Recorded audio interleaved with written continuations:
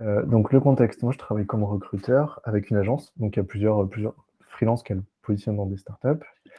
Euh, le, on va dire la valeur ajoutée du recruteur en freelance, c'est qu'il vient dans une entreprise avec un abonnement LinkedIn recruteur qui est assez cher, qui est un peu comme Sales Navigator, mais qui coûte 500-600 euros par mois, donc ça fait quand même un budget. Et dans la logistique de l'agence, les missions, vu que c'est du freelancing, elles peuvent durer 1 mois, 3 mois, 6 mois, 12 mois, etc. Donc il y a une logistique des abonnements à partager entre les personnes et surtout des budgets qui peuvent quand même monter assez vite. Donc la question, c'était est-ce qu'on ne peut pas essayer de recréer un outil de sourcing qui soit, alors, toute proportion gardée, peut-être pas aussi pertinent que LinkedIn Recruiter, mais qui puisse permettre de trouver des mails perso et filtrer un peu les recherches qu'on peut faire sur LinkedIn.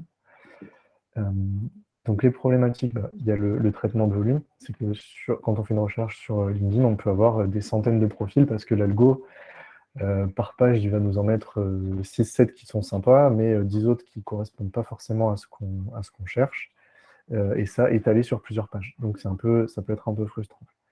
Après, il y a tout ce qui est partie OSINT, de chercher, on va dire, les emails des personnes, que ce soit sur GitHub, enfin, ça on le fait tous, mais chercher les emails perso pour contacter les candidats. Ça, le faire à la main, c'est un peu fastidieux. Et après, il y a aussi un sujet, quand on est recruteur, on n'a pas forcément toute la connaissance, toute la culture G sur la tech, sur le monde des devs. Et donc, j'ai essayé d'ajouter un peu de contenu et un peu d'assistance sur la logique des mots-clés. Sur les outils qui ont été utilisés, euh, donc vraiment, ce que je veux faire, c'est j'ai une base de données qui s'alimente au fur et à mesure avec des profils LinkedIn qui ont été scrapés. Donc ça, je veux continuer au fur et à mesure des recherches de l'alimenter, parce que sinon, c'est une base finie et une fois qu'on a fait 3 fois la même recherche, on n'a plus de nouveautés. Donc le premier point, c'est d'ajouter de nouveaux profils. Le deuxième, c'est de les filtrer de manière pertinente. Et après, de les envoyer dans le CRM en fonction de si on en a besoin ou pas. Pour le front, j'ai utilisé Bubble, euh, parce que ça permet de faire des formulaires un peu souples. On peut quand même mettre un peu de back dessus, et j'aime bien, c'est sympa.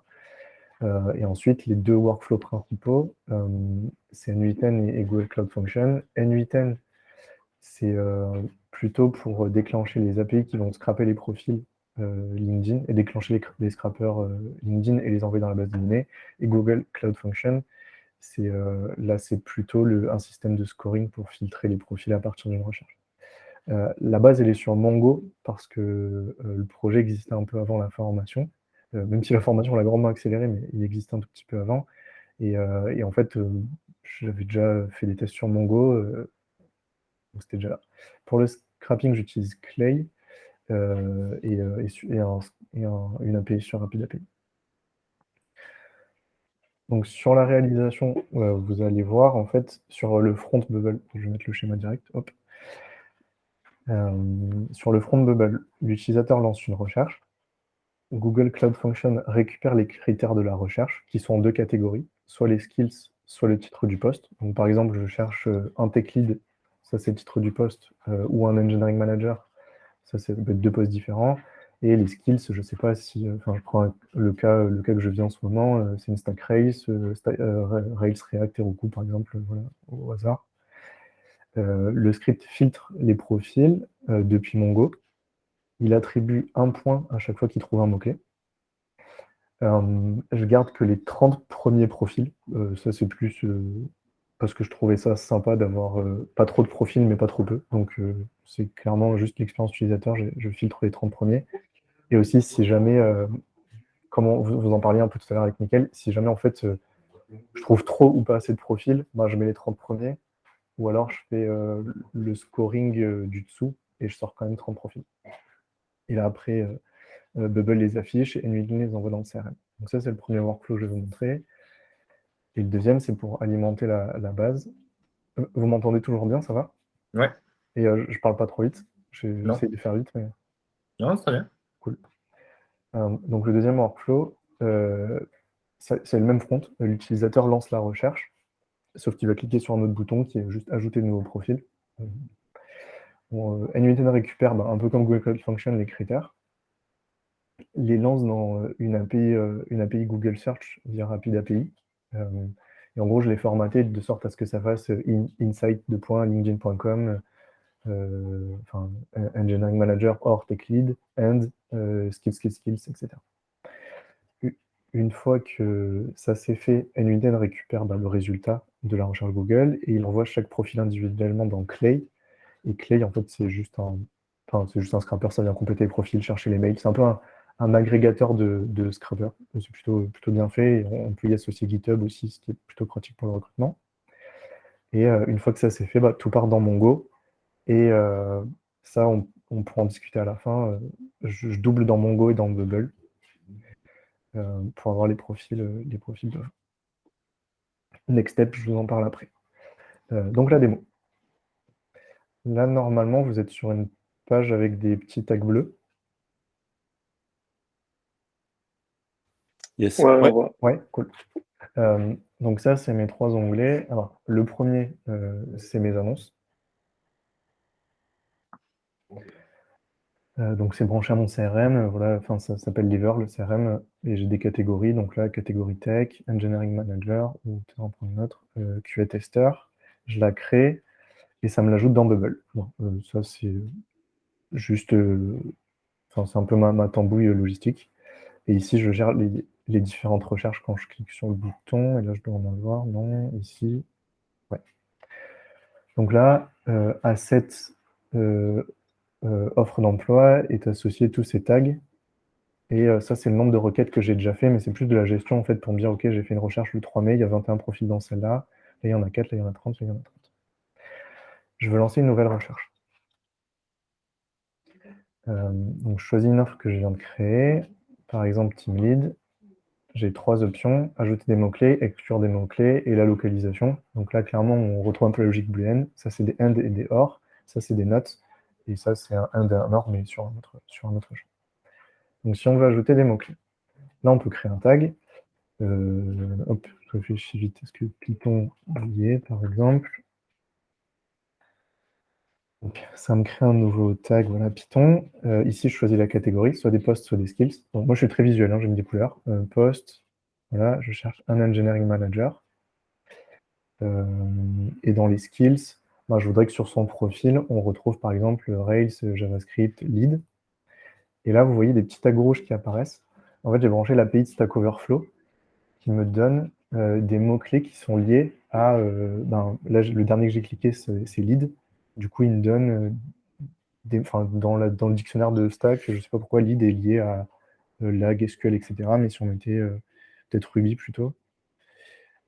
Voilà, Ruby on Rails 3, 4, RSpec, Rails, Regex, etc. Ça, c'est, comme je vous disais en intro, plus pour aider les recruteurs à se familiariser avec je sais pas, peut-être des nouveaux mots ou des nouvelles technos.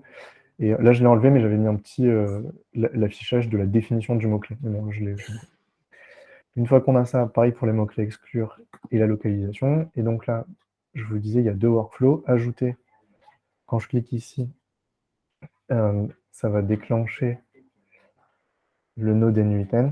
Donc là, je vous ai mis directement un résultat. Donc là, il y a le webhook qui récupère par exemple Skills, Management, Rails, Ruby et le post Engineering Manager. Ça, c'est des sets pour la boucle. Parce que, en fait, comme il y a une limite de crédit sur le scrapper Google, en gros, c'est si Google trouve plus de 300 résultats, tu prends que les 300 premiers, et ainsi de suite, et ainsi de suite. Enfin, c'est juste pour éviter une erreur. C'est pas hyper intéressant. La boucle, je vous montre juste le formatage de l'API. En gros, ça donne... Enfin, de la requête, pardon. Ça donne ça. Et là, j'ai position 1, telle URL, position 2, telle URL, position 3, telle URL, etc. Ainsi de suite. Et peut-être, voilà, là, vous avez un bout de comment se transforme la requête Google. Donc, je vous disais management, hors Rails, hors Ruby, etc. etc. Une fois que j'ai ça, le function node, il n'est pas hyper utile, c'est juste pour me remettre en forme les données. Donc là, on voit qu'il y a 30 pages de 10 résultats, donc ça fait 300. Et les limites c'est que à cause des crédits, en fait, parce que sinon, ça coûte un peu cher. Et ensuite, là, j'ai mon split in batch. Pareil, toujours pour des logiques de crédit, qui en fait vérifie dans Mongo, requête par requête, si j'ai pas déjà le profil. Comme ça, je lance pas le scrapper inutilement et je n'utilise pas des crédits inutilement. Et donc là, par exemple, on voit qu'il en a trié 155 sur 300, et à chaque fois, il lance une requête sur clé qui est le scrapper. Et donc voilà, clé, ça ressemble un peu à un Excel qui s'auto-complète. C'est assez balèze. Et voilà, donc ça donne ça. Et là, c'est un format plat, mais quand on clique sur chaque case, en fait, on a le JSON par exemple, du profil LinkedIn, etc. Et ici, c'est le trigger qui redéclenche le deuxième N8N pour l'envoyer dans Mongo. Donc là, c'est ici. Une fois que Clé a complété le profil, il déclenche ce deuxième webhook. Je revérifie. Bon, c'est vrai que c'est un peu con maintenant en fait en le disant. Je revérifie s'il n'est pas déjà dans Mongo, mais bon, j'ai déjà vérifié une fois. Et s'il n'y est pas, il l'ajoute à la base et il l'envoie dans Bubble. Est-ce que ça va? Je ne vous ai pas perdu. Non, non, pas du tout. Cool. Donc ça, c'est pour ajouter des nouveaux profils à la base. Quand je fais une recherche, je passe vite, une recherche qui est déjà existante, le résultat, c'est ça. Je vais dans Timid, je pose une recherche. Là, par exemple, j'ai 30 profils. Je me suis fait plaisir. Hein, j'ai fait un petit front. Là, ça fait un bout de profil LinkedIn, mais si on clique sur le bouton ici, il y a le vrai profil qui s'ouvre. Supprimer ou présélectionner pour faire un... En gros, si je désélectionne, j'en ai 28 sur 30, et quand je fais un copy-paste, ça me copie tous les URL LinkedIn. Ça, c'est de la tambouille. Je peux aussi l'exporter en CSV. Et si à l'enveloppe, c'est que j'ai le mail de la personne. Donc hop, je clique dessus et ça fait un copier-coller. Là, vous voyez, j'ai 2 fois le Gmail et une fois a priori le mail pro. Et donc, comment on passe de la recherche à ça? Et ben, c'est avec ce que vous nous avez appris. Donc là, c'est la version découpée de mon script. Ici, donc ça, c'est des données en brut. Hein. Après, je vous montre la fonction. 39, ça va, c'est encore 5 minutes. Donc là, je récupère pas les tags, pas seulement les tags sous forme de nom, mais sous forme d'ID Bubble, pour après les renvoyer, mais considérant que je récupère l'user, le nom de la requête et les mots-clés. Ici, j'appelle... je vais vous montrer là directement, c'est plus que la même version. Donc là, je récupère les tags, les noms des tags, le nom de l'offre, le nom de l'utilisateur, le nom des posts. Je fais une première requête sur Mongo où je lui demande garde-moi seulement les personnes qui ont, dont la regex dans le titre 1, 2, 3, 4, 5 des dernières expériences correspond à ce que tu as mis dans Jobs. Donc j'ai fait un concat avec un pipe qui s'appelle Jobs, qui est ici. Voilà, je ne vais pas aller très loin, je transformais un tableau en string et puis c'est parti. Et aussi également, ça c'est plus pour des questions expérience utilisateur, des profils que je n'ai pas déjà envoyé à l'utilisateur. Sinon, il fait 3 fois la même recherche, je renvoie 3 fois le même profil, c'est un peu relou. Donc, ce premier résultat s'appelle DataMongo. Là, je formate mes tags. Je ne veux pas trop commenter parce que sinon je vais dépasser. Ouais. Je formate mes tags et en gros, il va trouver chaque mot dans chaque profil, ajouter un point. Je vous balaye un peu, mais je vous explique en même temps. Il va ajouter un point et après, je mets des limites, en gros, pour qu'il me ressorte entre 20 et 60 profils par requête. Les profils qui n'étaient pas enregistrés sur tel utilisateur sont poussés dans un tableau utilisateur sur Mongo, comme ça la fois d'après je ne lui renvoie pas. Et ça après c'est pour renvoyer la requête le résultat filtré dans Bubble. Et ici ajouter les tags avec les ID. ce qui à la fin permet d'avoir ce résultat. Et pour la fin de la presse, pour les next steps, c'est un peu fastidieux, la liaison entre Mongo et Bubble, notamment pour faire passer les tags qui me permettent de filtrer. Il faudrait que je trie entre les mails pro et les mails perso, que j'affine le modèle de scoring, parce que, bon, voilà, 1 point, 2 points, 3 points, ça marche, mais il y a quand même des limites. Et après, je voulais essayer de compléter un peu le scrapping en complétant avec des données GitHub. Excellent. J'espère que je vous ai pas noyé d'infos.